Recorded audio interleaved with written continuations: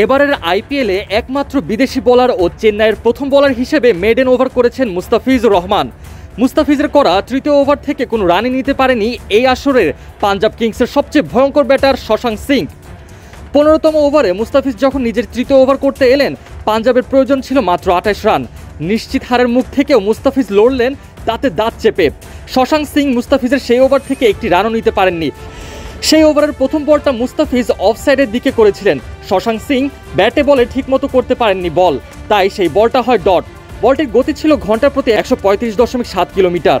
মুস্তাফিজের করা দ্বিতীয় বলটি এক্সট্রা কভারের দিকে ব্যাট চালিয়ে রান নিতে গেলে অপর প্রান্ত থেকে রান না নেবার নির্দেশ আসে শশাঙ্কের কাছে, তাই এই বলটিও হয় ডট।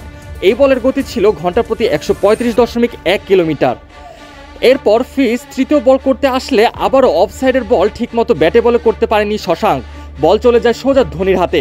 এই বলের গতি ছিল ঘন্টার প্রতি 111.7 কিলোমিটার।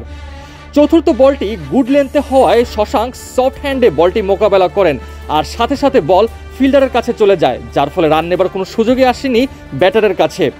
এই বলের গতি ছিল ঘন্টার প্রতি 132.6 কিলোমিটার। পঞ্চম বলের বেলায় অফসাইডের দিকে স্লোয়ার অফ কাটার মারেন ফিজ। সেই বলে শশাঙ্ক এক্সট্রা কভার দিকে ঠেলে দিয়ে রান নেবার চেষ্টা করেছিলেন, তবে ফিল্ডার সাথে সাথে বল ধরে ফেলায় এই বল থেকে কোনো রান আসেনি। এই বলটি ঘন্টার প্রতি 111.7 কিলোমিটার ছিল। এরপর ফিজের শেষ বলটি ওয়ান বাউন্স হয়ে শশাঙ্কের মাথার উপর দিয়ে যায়। ধোনি সাথে সাথে সেই বলটি ধরে ফেলেন। শশাঙ্কের চেয়ে চেয়ে দেখা ছাড়া আর কিছুই করার ছিল না তখন, আর এরই মাধ্যমে শেষ হয়ে যায় মুস্তাফিজের ব্যক্তিগত তৃতীয় ওভার, যেখানে ফিজ একটা রানও খরচ করেননি। ফিজের শেষ বলের গতি ছিল ঘন্টার প্রতি 136.9 কিলোমিটার।